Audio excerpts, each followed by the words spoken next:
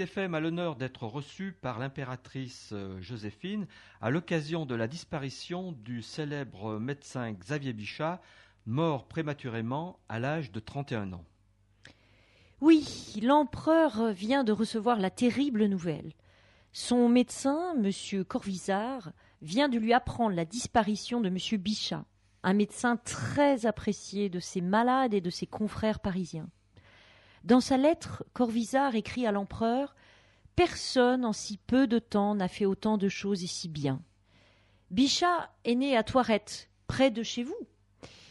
Et je tenais à ce que Tropic FM soit présent pour lui rendre hommage. Fils de médecin à Pont-Saint, il a fait ses études à Lyon, puis exercé à l'Hôtel-Dieu de Bourg-en-Bresse avant de venir à Paris, où il a dirigé l'Hôtel-Dieu dès l'âge de 29 ans. Majesté, en quoi Xavier Bichat a-t-il fait progresser la connaissance médicale ?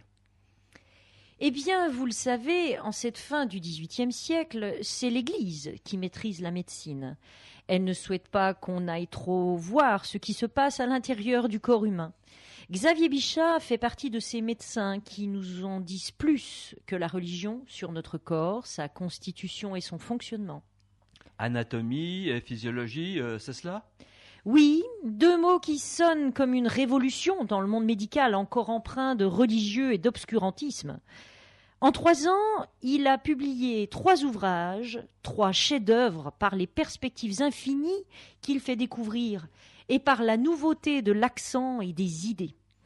Les 600 autopsies qu'il a faites au Grand Hospice d'Humanité ne sont qu'un exemple de son énorme labeur. Ce ne devait pas être chose facile que de réaliser des dissections.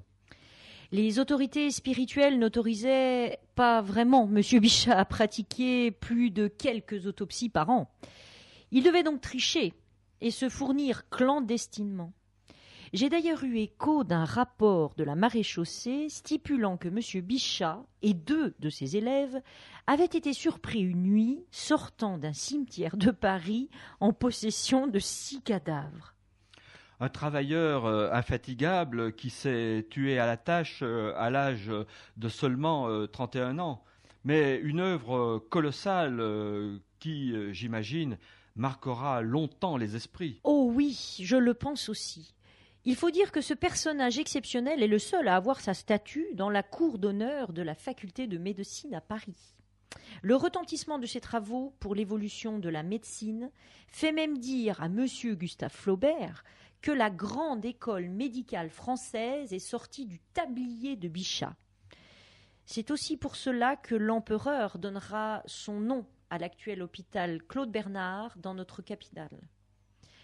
Il souhaiterait qu'à l'avenir, on puisse se souvenir de ce médecin. Le vœu de Sa Majesté a été exaucé. Chaque année se tiennent à Paris les fameux entretiens de Bichat.